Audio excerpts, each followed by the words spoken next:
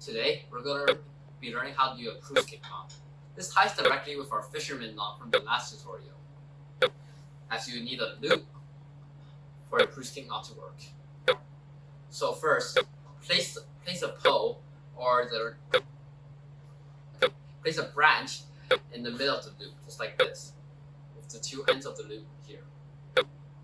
Now, take one end of the loop and put it through the other loop. Pull until you have this. Then, to increase the durability of the knot, you would do it again. Take the other end of the loop that you just put through and put it through the same loop again.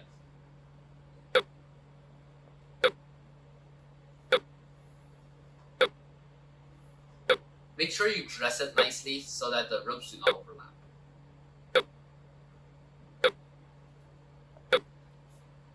You can loop it back a few more times if you want the knot to be more secure, but beware, this is not commonly used in climbing, as if there's no tension, you'll be able to move it smoothly, but if you do apply tension to it, such as if you fall by accident, you would not be able to move the knot.